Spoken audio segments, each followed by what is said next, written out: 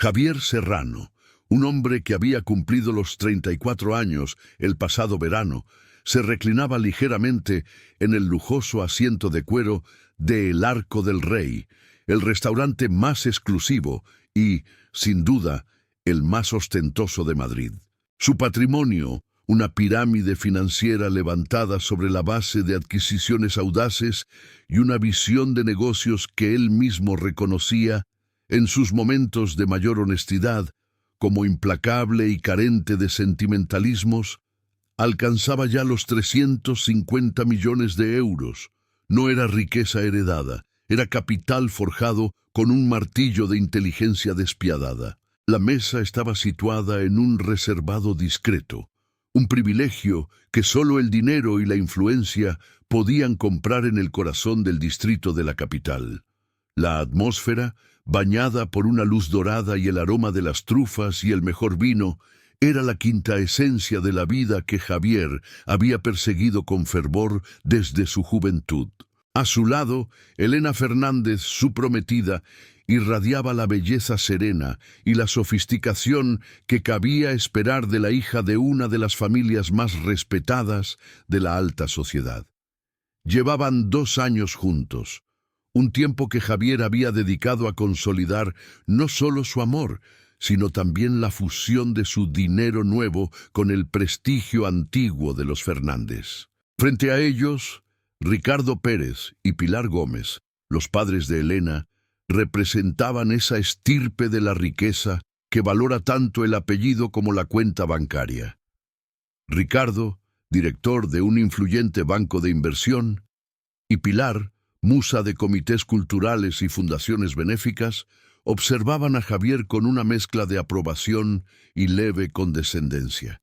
El vino, un Dom Perignon de 1996, había costado 3.000 euros, y el anillo, un diamante de 4 quilates cuyo valor equivalía al de un piso en el centro de la ciudad, se sentía como un peso glorioso en el bolsillo interior de su chaqueta.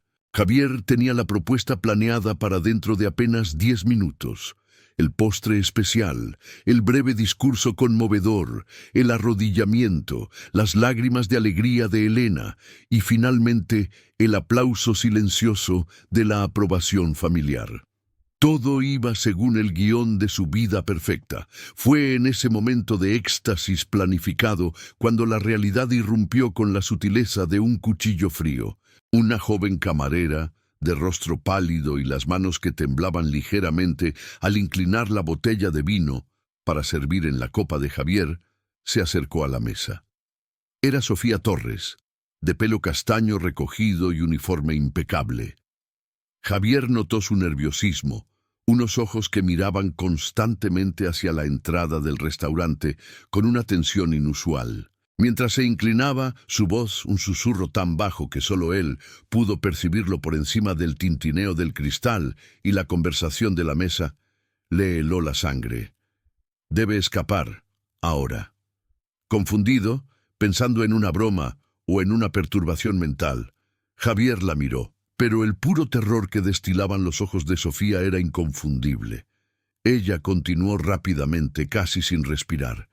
Hay hombres armados en el edificio. Están llegando. Tiene tal vez 30 segundos, no más. Antes de que Javier pudiera reaccionar, el horror se confirmó visualmente. A través del gran ventanal que daba al vestíbulo principal, vio a 3 hombres entrar, vestidos de negro, de complexión robusta y con una coordinación de movimientos que no era la de simples clientes. Avanzaban con los ojos escaneando el espacio con un propósito, aunque mantenían las chaquetas cerradas. Javier, un hombre que se había movido siempre en los límites de la legalidad, reconoció el bulto inconfundible de las pistolas ocultas. No estaban buscando una mesa, lo estaban buscando a él. La camarera se había alejado, pero sus ojos estaban fijos en él, implorando acción. Javier tenía segundos para elegir, ignorar la advertencia, arriesgando su vida y la de todos en la mesa en pos de su noche perfecta, o confiar en una desconocida, arruinar la cena y salvarse. Al ver que uno de los hombres señalaba hacia la zona privada donde se encontraban, la elección fue clara. Se levantó con una sonrisa forzada y una voz que, por un milagro de la adrenalina, sonó tranquila. «Disculpadme, debo ir al baño. Un problema estomacal, quizás el vino». Elena lo miró preocupada, pero él le dedicó un gesto tranquilizador. No se dirigió al baño. Caminó directamente hacia la cocina. Al pasar junto a la estación de servicio, Sofía le susurró la instrucción final, clave para su supervivencia. «La salida de servicio está detrás. Vaya». Javier irrumpió en el caos de la cocina, ignorando las protestas de los chefs y el estruendo de sartenes, y empujó la pesada puerta que daba a un oscuro callejón trasero. El aire frío de noviembre le golpeó el rostro. Había huido del lujo y de su prometida, sí, pero acababa de escapar por los pelos de una ceifada violenta. La huida fue salvaje. Corrió por el callejón, el corazón latiéndole como un tambor. Escuchó gritos y pasos pesados a su espalda. Lo habían visto. Giró bruscamente en la esquina, cruzó una calle lateral y se zambulló en otro callejón. Madrid de noche, la ciudad de su imperio, se había transformado en un laberinto amenazante. Escuchó un estampido seco y terrible. La bala impactó justo al lado, haciendo saltar esquirlas de ladrillo que le golpearon la cara. Dios mío, estaban disparando armas de fuego en el centro de Madrid, una infracción gravísima de la seguridad pública que en España garantiza una respuesta policial inmediata de los grupos de élite, dada la peligrosidad del acto. Eran profesionales, o al menos estaban desesperados. Siguió corriendo hasta que encontró un café aún abierto, se coló entre los clientes y ante la mirada atónita del camarero, salió por la puerta trasera. Saltó a un taxi que pasaba. «Conduzca a donde sea, solo conduzca», ordenó, y el terror en sus ojos convenció al taxista de la urgencia. Mientras el taxi se alejaba a toda velocidad, el móvil de Javier comenzó a vibrar sin descanso. Era Elena. Ignoró las llamadas. Luego mensajes frenéticos. «¿Dónde estás? ¿Qué pasó? Mis padres están preocupados». ¿Cómo podía explicarlo? Contarle que había huido porque una camarera le había susurrado que 3 hombres armados querían ajustarle las cuentas sonaba a delirio. Pensó en ir a su ático en el barrio de Chamberí, pero se detuvo. Si sabían dónde cenaba, sabrían dónde vivía. Estaba por ordenar ir a la estación de tren para salir de Madrid cuando el móvil volvió a sonar. Número desconocido. Dudó, luego respondió. Era Sofía. Su voz, ahora más tranquila, preguntó si estaba a salvo. Javier explotó, exigiendo saber quién era, cómo tenía su número y qué diablos estaba pasando. Sofía, con una calma que desarmaba, replicó que no había tiempo para explicaciones telefónicas, que debían reunirse en un lugar seguro. Le dio una dirección en las afueras, lejos de su mundo de opulencia, un barrio que él nunca había pisado. «Venga solo, no le diga a nadie y bajo ninguna circunstancia vaya a su casa», enfatizó. A la pregunta de por qué debía confiar en ella, Sofía le ofreció la única verdad que tenía. No debe confiar, pero si quiere seguir con vida y comprender por qué hay quien desea su final, no tiene otra opción. Luego colgó. El taxi lo llevó a un edificio antiguo en un barrio obrero. Javier pagó y subió las escaleras hasta el 3er piso. La puerta se abrió. Era Sofía. Tras un rápido vistazo al pasillo, lo hizo entrar al pequeño apartamento, modesto y sin lujos. Javier rechazó el café que ella le ofreció y exigió respuestas. ¿Quién era ella? ¿Cómo lo sabía? Y sobre todo, ¿quién deseaba su ceifada? Sofía, con las manos juntas en un gesto de nerviosismo contenido, se presentó como Sofía Torres. Trabajaba en el Arco del Rey hacía 3 meses, pero antes había sido contable en una empresa de inversión que Javier había adquirido y luego desmantelado 2 años atrás. Javier la miró, intentando recordar la infinidad de adquisiciones despiadadas que había llevado a cabo. Sofía continuó con voz temblorosa pero firme. Su hermano, Carlos Torres, trabajaba allí como directivo. Cuando Javier había tomado el control y despedido a la mitad de la plantilla en su famosa reestructuración por eficiencia, Carlos, de 42 años, con una familia, hipoteca e hijos en la universidad, no había podido encontrar otro trabajo.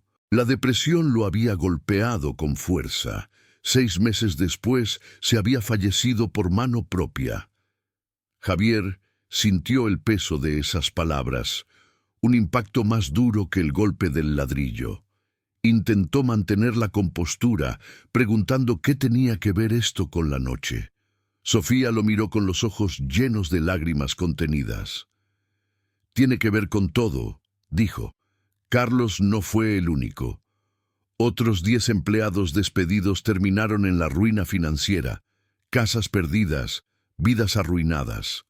Y algunos decidieron que usted debía pagar. Los hombres en el restaurante son familiares de uno de esos empleados». Sofía confesó que ella misma se había infiltrado en el restaurante, aceptando el trabajo de camarera, pues sabía que Javier cenaba allí a menudo. Ella lo odiaba con cada fibra por lo que le había hecho a su hermano. Había planeado su venganza, su deseo de verlo sufrir. Pero al verlo esa noche con Elena, al ver cómo él la miraba, la forma en que reía con sus padres y la inminencia de un futuro familiar que él deseaba construir, Sofía vislumbró algo que no esperaba: humanidad. Javier no era un monstruo abstracto. Era un hombre de negocios implacable, sí, pero también un hombre con sentimientos. Cuando vio a los 3 hombres entrar, listos para causar una masacre frente a gente inocente, no pudo permitirlo. Su hermano, Carlos, era un hombre amable y pacífico que jamás habría deseado que nadie perdiera la vida en su nombre. Por eso lo había advertido. Javier escuchó en silencio. Cuando Sofía terminó, permaneció sentado por un largo momento. Luego hizo algo que la desarmó por completo. Se disculpó. No con palabras vacías, sino con una voz que revelaba una conmoción genuina. Dijo que nunca había sabido de Carlos, ni de los otros, que al realizar adquisiciones solo pensaba en los números y la eficiencia. Nunca había pensado en las personas detrás de las cifras, en las familias, los sueños y las vidas que estaba aplastando. Sofía lo miró sorprendida. Esperaba arrogancia o justificaciones, pero la contrición de Javier era innegable. Él le dijo que no podía traer de vuelta a su hermano ni borrar lo que había hecho, pero podía y quería intentar enmendar el camino si lograba salir de esta. Sofía asintió. Los hombres aún lo buscaban. Debía desaparecer un tiempo, dejar que la policía hiciera su trabajo y que la situación se calmara. Javier pensó. Tenía una pequeña casa familiar en Galicia, rústica y poco visitada. Tal vez allí estarían a salvo. Sofía insistió. Debía partir esa misma noche, sin coches lujosos, viajando de incógnito y, lo más importante, sin decirle a Elena su destino. Si Elena lo sabía, se preocuparía, intentaría ir a buscarlo y pondría su propia vida en peligro. Era mejor el silencio. Javier se resistió a este último punto. ¿Cómo desaparecer sin decirle nada a la mujer que amaba? Pero la lógica de la supervivencia era irrefutable. Así, esa misma noche, Javier Serrano, el magnate de 34 años, huyó de Madrid, dejando atrás su vida perfecta, impulsado por una camarera desconocida y una deuda moral que solo la transformación total podría empezar a pagar. La huida de Javier Serrano de Madrid no fue una simple escapada física, fue una fractura brutal con la realidad que había construido. Siguiendo el plan acordado con Sofía Torres, Javier se aseguró de que su viaje fuese totalmente anónimo. Sin conductor, sin el Porsche, sin la tarjeta de crédito de uso frecuente que trazaría su ruta. Viajó en tren de larga distancia, un medio de transporte que no utilizaba desde hacía más de 20 años, mezclándose con estudiantes, familias y trabajadores en el vagón de clase económica. El contraste entre la suite que había reservado para la noche en un hotel de 5 estrellas y el incómodo asiento junto a la ventanilla era palpable, pero la incomodidad física se veía compensada por una sensación extraña de liberación. Había dejado atrás no solo la amenaza de una ceifada violenta, sino también la jaula dorada de las expectativas y las apariencias. Su destino, la remota casa familiar en Galicia, se reveló como un refugio de austeridad y silencio. No era una mansión, sino una casona de piedra en un pueblo pequeño y brumoso, rodeada de campos verdes y el olor a tierra húmeda. Nadie en ese lugar, tan lejano a los círculos financieros de Madrid, conocía su rostro ni su fortuna. Por primera vez en 15 años, Javier vivió sin asistentes ni servicios. Tuvo que ir a la pequeña tienda del pueblo a comprar provisiones, cocinar sus propias comidas, algo que nunca había hecho, y limpiar el polvo acumulado. Descubrió, para su inmensa sorpresa, que no odiaba esta vida. De hecho, la odisea de las 3 semanas que pasó en aquel exilio forzoso le regaló algo que el dinero nunca había podido comprar: tiempo para la introspección genuina. La tranquilidad del campo gallego actuó como un bálsamo y al mismo tiempo como un espejo implacable de su alma. La figura de Carlos Torres, el hermano de Sofía, se convirtió en el fantasma constante de sus reflexiones. Carlos ya no era una línea de gasto eliminada en una hoja de cálculo. Era un hombre real, un esposo, un padre, un directivo que había fallecido trágicamente por las consecuencias de una decisión fría y empresarial tomada a 600 kilómetros de distancia. Javier se preguntó cuántos Carlos Torres más había dejado atrás en su ascenso. La sensación de culpa, inicialmente un ligero escalofrío, se convirtió en un peso opresivo. Recordaba cómo siempre había justificado sus acciones bajo la bandera de la eficiencia de mercado y la necesidad de optimizar costes, un mantra que ahora sonaba hueco y cruel. Se dio cuenta de que su éxito se había construido sobre los cimientos de la ruina personal de otros. Mientras tanto, la conexión con Elena Fernández se mantuvo a través de mensajes de texto cuidadosamente seleccionados. Ella estaba confundida y profundamente dolida. Sus mensajes iniciales pasaron de la preocupación a la ira. ¿Cómo puedes desaparecer así de nuestra cena de compromiso? Mis padres están furiosos. Javier, bajo el estricto consejo de Sofía, solo podía responder con vaguedades sobre una emergencia laboral de alto secreto, que requería su total aislamiento. Esta situación, aunque necesaria para la seguridad, puso una tensión inmensa en su relación. Ricardo y Pilar Pérez, los futuros suegros, no tardaron en manifestar su descontento a Elena, llamando a Javier inestable, y cuestionando si un hombre que abandonaba así a su prometida en un restaurante de lujo era digno de casarse con una Fernández. Esta presión familiar, unida a la falta de respuestas claras de Javier, la obligó a cuestionar si realmente conocía al hombre con el que se iba a casar. Elena, a pesar de su dolor, eligió un camino de coherencia emocional y le dio un margen de confianza, esperando que él regresara con una explicación sólida. Era una muestra de carácter que Javier, en su antigua vida, no le habría atribuido. La única voz de la verdad que Javier permitía en su refugio era la de Sofía Torres. Ella lo llamaba cada pocos días para actualizar la situación en Madrid. Las noticias eran alentadoras y coherentes con la legalidad española. Los 3 hombres armados habían sido identificados y gracias a las investigaciones policiales iniciadas por los reportes de disparos en un lugar público, 2 de ellos habían sido localizados y detenidos en un piso de las afueras.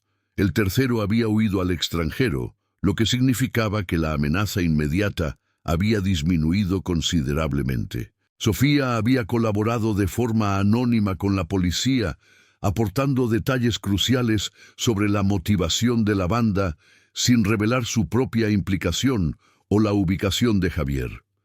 Esta gestión inteligente de la situación por parte de Sofía garantizaba que, aunque Javier aún debía permanecer oculto un poco más, el peligro real para su vida había menguado. Las conversaciones entre Javier y Sofía se hicieron cada vez más profundas y personales, superando la fría necesidad de las actualizaciones de seguridad. Sofía, con una honestidad brutal, le contaba más sobre su hermano, Carlos Torres, sus aspiraciones, la alegría que le daban sus hijos, los sueños que fallecieron con él.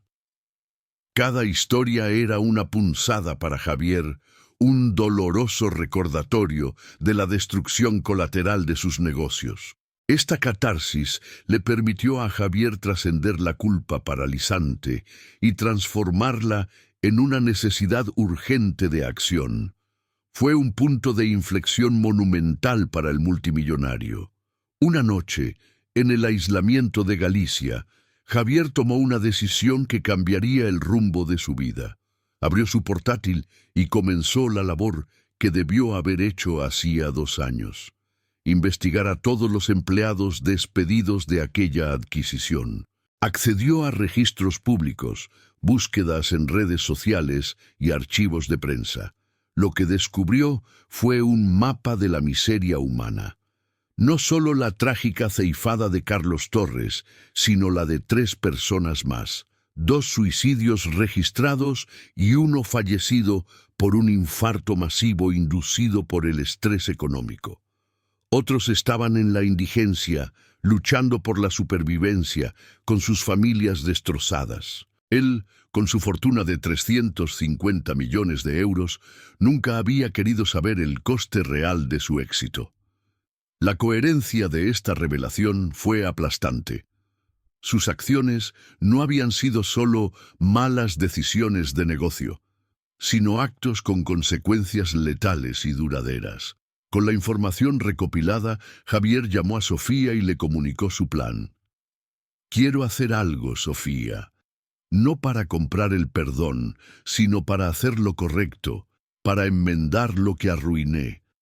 Su propuesta fue audaz y concreta: crear un fondo de reparación ética con una dotación inicial de 1 millón de euros, prometiendo incrementarla a 10 millones en los siguientes 5 años.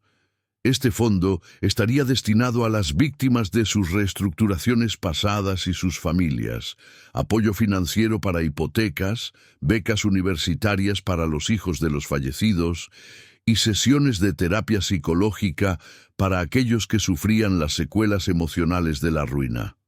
Su coherencia era doble. No solo daría dinero, sino que cambiaría radicalmente su filosofía empresarial para el futuro.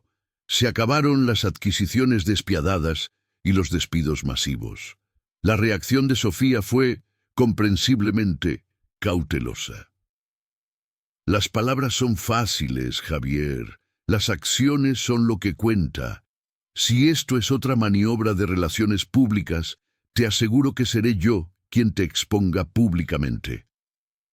Esta advertencia, lejos de ofender a Javier, reforzó su determinación. Él necesitaba esa fiscalización constante, esa conciencia externa.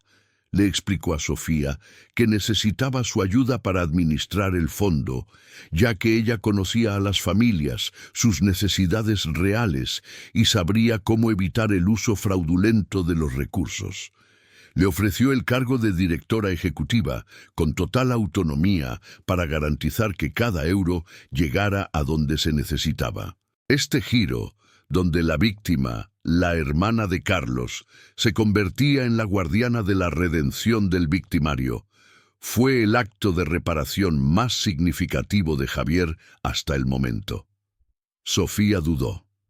Aceptar significaba trabajar con el hombre que indirectamente había causado la ceifada de su hermano. Sin embargo, también representaba la única forma coherente de transformar el dolor de su pérdida en un bien tangible para otras 10 familias. Tras sopesar el peso de la oportunidad frente al peso del resentimiento, aceptó, pero solo bajo una condición explícita. Trabajaré contigo, Javier, para honrar la memoria de Carlos y ayudar a quienes arruinaste, pero nunca, nunca olvidaremos de dónde viene este dinero. El pacto estaba sellado, un acuerdo inusual forjado en el crisol de la tragedia y la esperanza de una reparación. El resto de la estancia de Javier en Galicia se dedicó a la planificación legal y financiera del fondo, asegurándose de que la estructura fuera transparente y cumpliera con toda la normativa española de fundaciones y donaciones, lo que garantizaba la coherencia de la solución. El exilio, que había comenzado como una huida desesperada, se había transformado en un retiro de formación moral. Javier Serrano se preparaba para regresar a Madrid no solo como un hombre de negocios, sino como un hombre con una misión. Se había despojado de la arrogancia y había adoptado una humildad cautelosa. Estaba listo para enfrentar a Elena, a sus suegros y, lo más difícil, a su propio pasado. La casa de piedra gallega lo había salvado de su antigua vida y lo había forjado en la persona que necesitaba ser para construir un futuro basado en valores reales, no en el vacío del lujo desmedido. El regreso era inminente y con él la confrontación final con las consecuencias sociales de su transformación. Javier Serrano regresó a Madrid después de 4 semanas de exilio voluntario en Galicia, pero no era el mismo hombre que había huido de El Arco del Rey. El frío de noviembre se había acentuado en la capital, pero el cambio más profundo era interno. El ático en el barrio de Chamberí, con sus vistas deslumbrantes al Parque del Oeste y su lujo ostentoso, se sentía de repente ajeno, casi opresivo. Era un decorado para un personaje que ya no existía. Había vuelto porque el informe final de Sofía Torres era concluyente. Los 2 atacantes más violentos habían sido detenidos por la Policía Nacional, imputados por tenencia ilícita de armas y tentativa de agresión grave. Un proceso judicial que, si bien largo, garantizaba que no volverían a representar una amenaza inmediata. El tercer agresor había sido rastreado hasta Marruecos, fuera de la jurisdicción inmediata española. La amenaza física había pasado, ahora tocaba enfrentar la tormenta emocional. Lo primero, ineludiblemente, era Elena Fernández. Ella lo esperaba en el ático, la única persona que, a pesar de la confusión y el dolor de su abandono, no había cortado los lazos. Cuando Javier entró, ella corrió a él. El abrazo fue desesperado, un milagro de alivio, pero enseguida la furia contenida durante 28 días se desbordó. Elena lo golpeó en el pecho con las manos cerradas, lágrimas de rabia y desconcierto brotando de sus ojos. «Desapareciste, sin una palabra, arruinaste nuestra noche, Javier. ¿Quién eres tú?»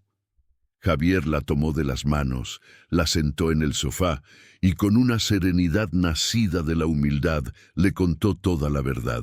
No la versión edulcorada, sino la crónica completa. Los 3 hombres armados, el susurro de Sofía Torres, la huida habida o ceifada por los callejones, el disparo que casi lo alcanza y la confesión devastadora de que su éxito se había cimentado sobre la tragedia de Carlos Torres y 3 otras almas que habían fallecido por el colapso financiero. Le habló del mes de reflexión en Galicia, del descubrimiento de la miseria de los otros 10 empleados despedidos y del fondo de reparación ética que había creado con la ayuda de Sofía. Elena escuchó en silencio absoluto. Era una historia que rozaba la locura, propia de una serie de televisión, pero la mirada de Javier, despojada de toda arrogancia y el temblor de su voz al pronunciar la palabra ceifado, eran la prueba irrefutable de la autenticidad de su relato. Cuando él terminó, el silencio en el ático fue más ensordecedor que los disparos que había oído. Elena se levantó y caminó hasta el ventanal, mirando las luces de Madrid. Por un instante, Javier temió lo peor, que ella eligiera la cordura, la seguridad y el rechazo a un hombre manchado por el escándalo y la culpa. Pero entonces Elena se giró. Sus ojos, en lugar de juicio, reflejaban una admiración que Javier no merecía. El hombre que entró en el Arco del Rey esa noche era un hombre de negocios brillante, Javier, dijo con voz firme. Pero el hombre que se sienta frente a mí ahora, el que ha visto la miseria que causó y ha regresado con un plan para enmendarla, ese es el hombre con el que quiero casarme. Fue un milagro emocional, una solución de coherencia y amor incondicional que superaba cualquier guión previsible. Ella le confesó que en el fondo siempre había sentido el vacío en la riqueza desmedida, y que la transformación de Javier la hacía sentir más orgullosa que cualquier quilate o apellido. Sin embargo, el segundo desafío, el más predecible, llegó con Ricardo y Pilar Pérez. La reunión con sus futuros suegros fue en el despacho de Ricardo en el banco, un entorno diseñado para la intimidación financiera. Ricardo, con una frialdad pétrea, fue directo al grano. «Javier», tronó, «tu comportamiento en el Arco del Rey fue una humillación pública y tu fondo de caridad es una debilidad financiera inadmisible. Si continúas por este camino de la conciencia social, malgastando capital en personas que ya han sido despedidas, pones en peligro tu imperio y, por extensión, la estabilidad de mi hija». Pilar Gómez, sentada a su lado, asintió, su rostro una máscara de desaprobación aristocrática. «Esto no es como se hace negocios en Madrid, Javier. La disciplina es la base de la riqueza. Este camino es blandengue». Javier intentó explicar su nueva visión, la rentabilidad a largo plazo que implica la ética, el riesgo de reputación que había evitado al actuar correctamente. Ricardo lo cortó con un golpe en la mesa. «O abandonas esa tontería de la caridad y vuelves a ser el depredador que necesitamos, o te aseguro que no tendrás mi bendición para casarte con Elena, y si ella insiste, la desheredaré». El ultimátum era claro, el dinero antiguo contra los valores nuevos.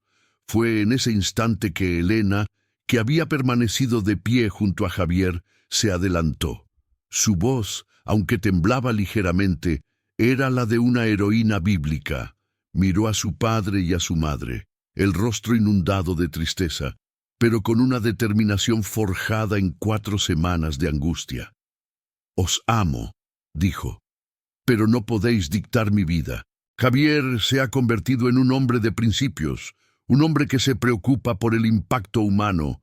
Si ser hija vuestra significa seguir vuestras reglas de frialdad y avaricia, entonces prefiero construir mi vida desde cero». Se dirigió a Javier y le tomó la mano con firmeza.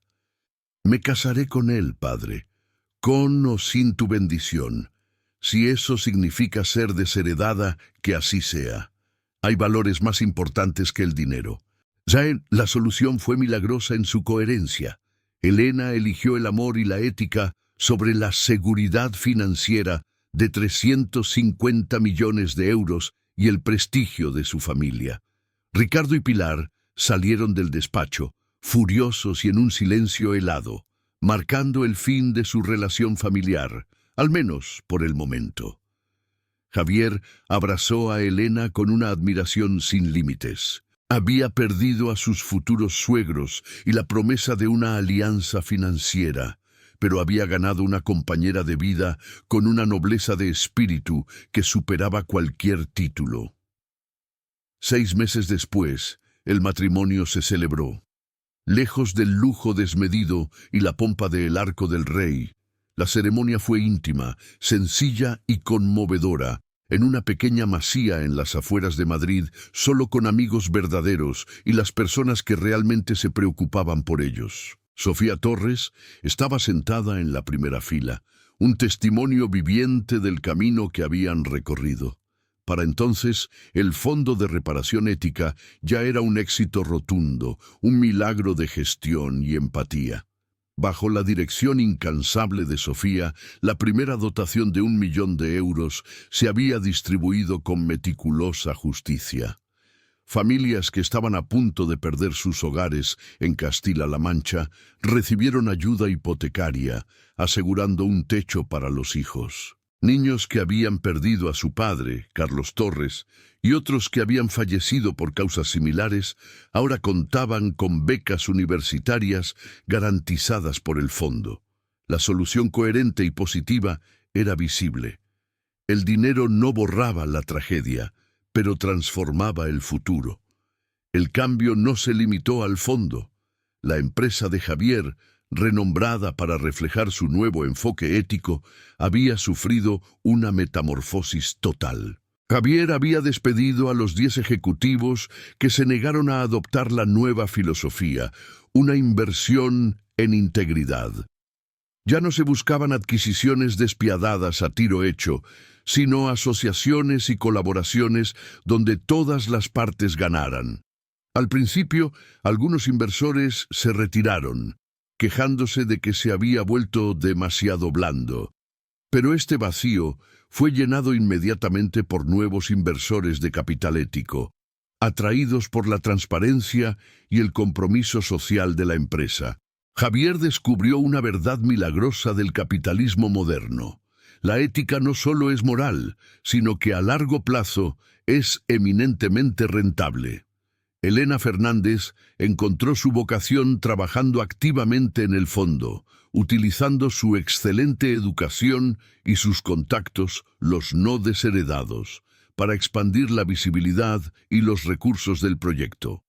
Sofía Torres, como directora, demostró ser una gestora formidable, combinando su formación contable con una pasión personal. Ella y Javier habían forjado una amistad improbable, donde Sofía era la conciencia constante de él, asegurándose de que nunca olvidara el dolor que había causado.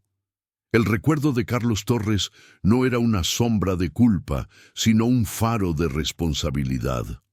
Durante la recepción de la boda, con la música sonando suavemente y el ambiente cargado de felicidad genuina, Javier tomó la copa para el brindis. Agradeció a Elena por su fe, a Sofía por su liderazgo, y en un momento que dejó a muchos de los invitados sin aliento, dijo: «Quiero agradecer a esos 3 hombres que intentaron acabar con mi vida hace 6 meses, porque sin ese shock brutal, sin verme obligado a huir como un fugitivo y reflexionar sobre mi alma, habría continuado siendo un hombre hueco, escondido detrás de 350 millones de euros. Me habría casado con Elena por las razones equivocadas, habría seguido pisoteando a personas y habría fallecido espiritualmente mucho antes de mi hora.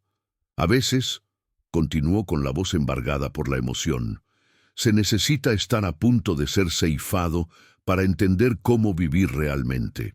Agradeció a Sofía por salvarlo físicamente, a Elena por salvarlo moralmente y al trágico destino de Carlos Torres por enseñarle que el verdadero balance de una vida se mide en el impacto positivo, no en los ceros de una cuenta bancaria.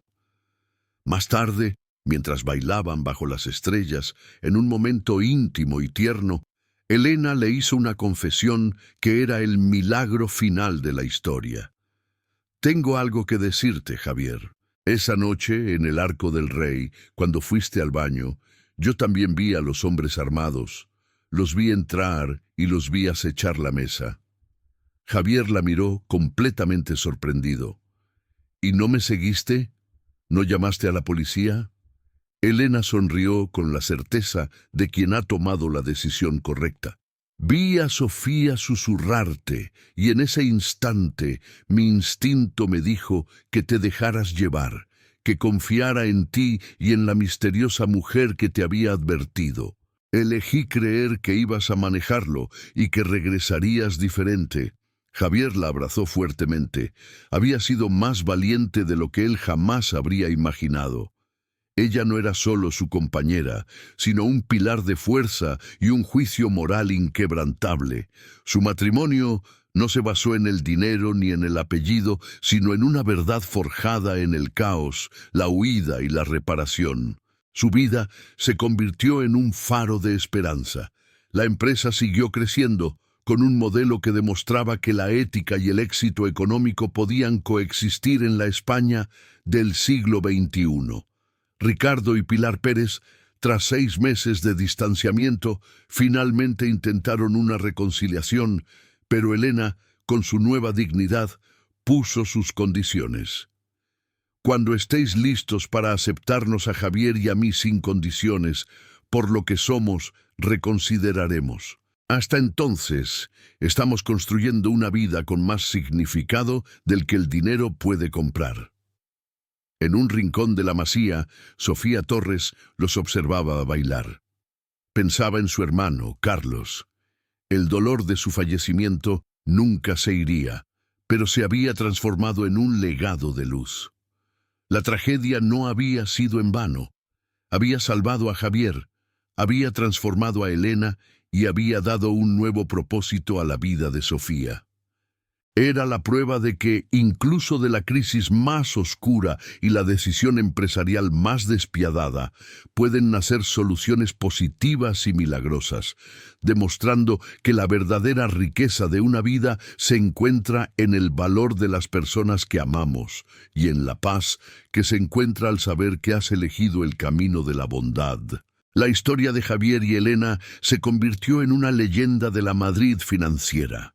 Un recordatorio de que nunca es demasiado tarde para cambiar y de que la dignidad de un solo hombre puede redefinir un imperio.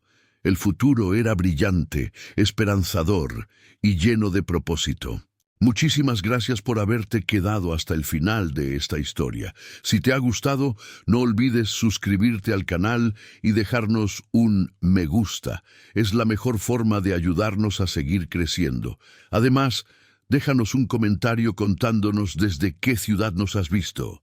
Nos encanta leer dónde llegan nuestras historias. Un saludo muy fuerte y nos vemos en el próximo video.